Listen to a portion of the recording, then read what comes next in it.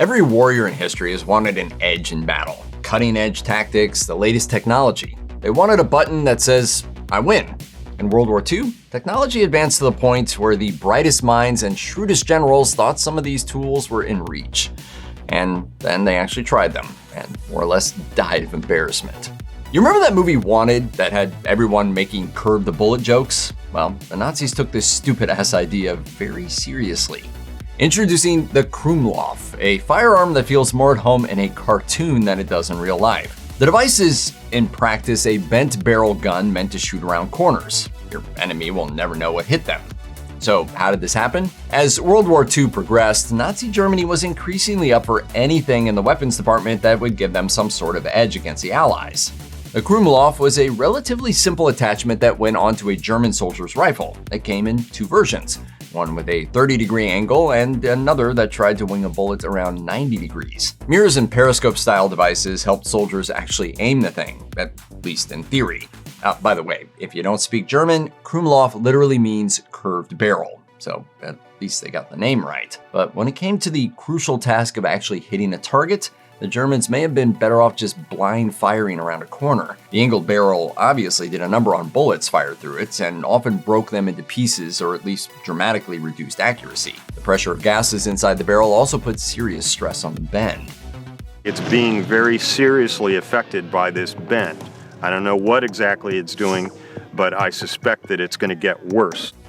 Designers attempted to address this by placing vent holes in the first part of the barrel, but even with those considerations, the Krummlauf only lasted a few hundred rounds before it bit the dust, hardly a useful weapon when it comes to turning the tide of the war. You might think a mouse tank would be a teeny tiny thing, but the team of Nazis that designed the thing either apparently had a sense of irony or didn't use the Krummlauf naming folks. Originally intended to be called the Mammoth, aka Mammoth, this super heavy tank was meant to be a near indestructible machine that would bring death and mayhem wherever it went. Thankfully for everyone else, the mouse was a mess. Designed by automotive engineer Ferdinand Porsche, and yes, it's the founder of the Porsche you're thinking of, the mouse was huge, heavy, and hard to perfect. The prototypes were plagued by mechanical issues and insurmountable design flaws. The machine, meant to strike fear in its enemies, only ever reached the top speed of 12 miles per hour, which makes sense for something that weighs 188 tons. Other consequences of its weight included a near total inability to cross bridges, which also makes sense for something that weighs 188 tons, or make tactical use of it in quick advances or hasty retreats. It tells you just far out in left field the Germans got, and remember, Hitler had an obsession with heavy tanks, and as the war went on, they just got bigger and heavier. It also took a while even getting to the battlefield. Production started in 1943, and Allied bombing campaigns destroying the facilities where its drawings and life-size wooden model were kept didn't help matters. Two prototype versions came into existence in late 1944, only for the Soviet forces to blow them up in 1945 and take the debris home for examination. Faced with shortages that hampered its ability to fight in conventional ways, Germany decided to get weird with some of its creations. This category of invention was given the name of Wunderwaffen, or wonder weapons. One such imaginative device was the Windkanone, which utilized the power of one of Earth's most elemental forces, wind.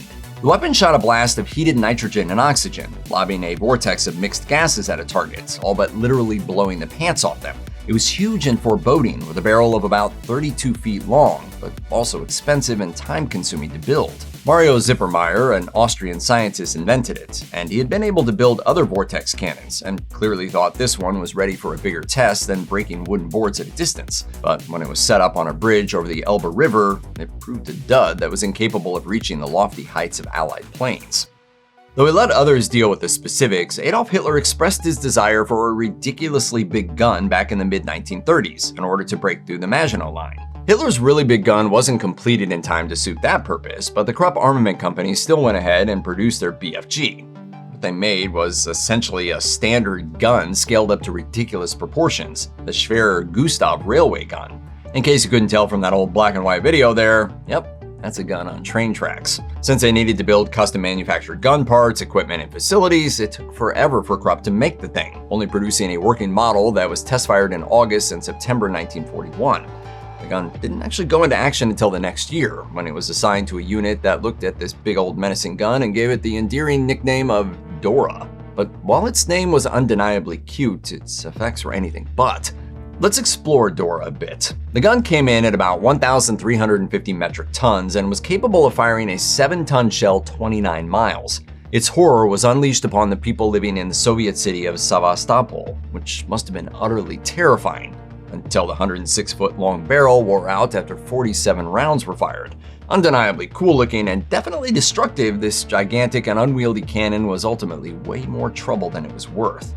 So it turns out that Hitler didn't need a big honking gun to get through the Maginot Line. They just needed to walk around it. To back up the story for a sec, the Maginot Line was built in the 1930s by French forces attempting to keep the land-hungry Nazis out, and consisted of a bristling array of munitions, steel-reinforced concrete, minefields, and more that stretched over 280 miles. It was immensely expensive, costing what would be billions of dollars nowadays. But it all seemed to be worth it, as it was widely considered to be one of the most up-to-date fortifications of its time. Then the Nazis basically strolled around it and marched into France. The Maginot Line designers would have gotten away with it if it wasn't for those pesky advances in technology and tactics. The line was equipped with its share of clever considerations, like underground fortresses with hospitals, train lines, and barracks. But the problem was that the designers had too much faith in the unstoppable power of trees. The line essentially stopped at wooded areas of Belgium they considered to be impassable. But ultimately, Nazi tanks and over 1 million soldiers supported by German aircraft traversed it in short order. After dropping so many francs on constructing the line, the resource-strapped French forces couldn't do much to combat the invading force.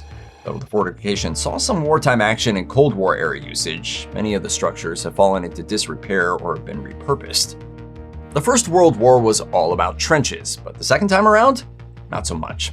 But apparently Winston Churchill just loved digging up some literal dirt. The trench digger, which eventually was given the nickname of Nellie, was more like a humongous tank that would have slowly but powerfully cut a trench for soldiers following behind it.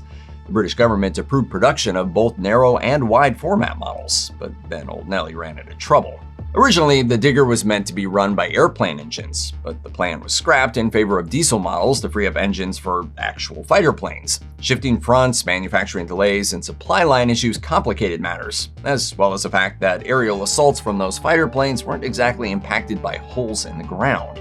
Ultimately, out of the 200 or so machines commissioned, only 10 were made, and none appear to have been used in combat. During the Dunkirk evacuation in 1940, British forces had to abandon numerous weapons and other supplies on mainland European beaches. With his country suddenly low on weapons, William Smith, the chief engineer of manufacturing company Trianco Limited, came up with the idea for the gun that would eventually take his name while trying to brainstorm short-order weapon designs to fill the post-Dunkirk gap. The Smith gun was essentially a large tube with 2 wheels on either side that could be handily pulled behind a civilian vehicle. When called into action, it was meant to be tipped up onto one of those wheels, while the center section would unveil a gun. The operator would get some shielding from the wheel above them as they fired at the enemy. Problem, however, was that the Smith gun was notoriously inaccurate, and because some of the shells that it came with had poorly made fuses, Home Guard commanders worried it would be more dangerous to British defenders than anyone else. Wounding the person firing their own gun isn't exactly a great strategy. About 10,500 were made, and some Home Guard personnel appear to have even grown fond of the clunky thing. The increasingly stressed and hard-struck Japanese military famously utilized the notion of kamikaze aircraft as a last-ditch effort, but it turns out that Japan's kamikaze efforts weren't confined to aircraft, as they included human-powered torpedoes known as Kaiten. Doomed sailors were tasked with piloting the torpedoes to improve their guidance, and after testing claimed the lives of at least 15 test pilots, the torpedoes were first deployed in battle in late 1944. But while each kamikaze effort took a great toll on their enemy both mentally and physically, it wasn't very effective overall. Planes reportedly often crashed into the ocean rather than the vessels they were targeting, and while Kaiten had been credited with sinking 2 US ships and killing 187 Allied personnel, it's estimated that many more on the Japanese side died due to the program. The fact that the British-designed Panjandrum looked like some kind of fairground attraction was only the second most ridiculous thing about it. Number 1 on that list was the fact that it straight up didn't work. Engineer Neville Shute Norway designed the weapon to help Allied forces breach the concrete seawalls Germany was building along the Atlantic coast. It would carry a 1-ton bomb meant to blast through a wall, incapacitate nearby forces, and allow Allies to come in and seize key ports. The wheels were spotted with carefully spaced rockets to provide propulsion, while the center axle contained the explosive charge. It all made sense, in theory, but unfortunately, not so much in the real world. In a public test phase on a beach, the rockets kept popping off and pushing the Panjandrum off its course, so much so that observers and military officials had to dive for cover. Since a bomb on wheels that you can't control isn't exactly something you want on the battlefield, the ridiculous-looking weapon was scrapped. Okay, so we went a very long time on this list without the US showing up, but we're just kind of saving the dumbest thing for last. Yay, us. What was the Americans' brilliant idea? Well, that was, of course, the bat bomb. Sounds like something out of Adam West's Batman. In reality, it sprung from the imagination of a well-connected dental surgeon. Dr. Lytle S. Adams didn't just have a creative mind. He also had a friend in Eleanor Roosevelt. First Lady received Adams' idea of strapping incendiary bombs to bats, which would then drop them over an enemy city. The theory was that the bats, which Adams dismissed in his letter as the, quote, lowest form of animal life, would naturally roost around buildings and start massive fires when their bombs detonated. An odd idea to be sure, but Roosevelt concluded that it held potential. Meetings were held, research was done, and in 1943, soldiers in the US Army set about the wholly unexpected task of collecting bats from Carlsbad caverns and strapping incendiary bombs to them. We're sure all involved had a really wonderful time. Oddly enough, the plan actually worked, to an extent. During the government's test run, the bats really did roost in nearby structures after they were dropped from a plane, specifically the buildings of the Carlsbad Air Base, including barracks, offices, and airplane hangars. These, along with the base's control tower, were set alight with the fires from the exploding bat battalion. So, mission accomplished? Despite the ridiculously successful test, the project was abandoned when the military concluded bats couldn't take direction as well as human operators, lending a little too much cartoon chaos to a supposedly serious war.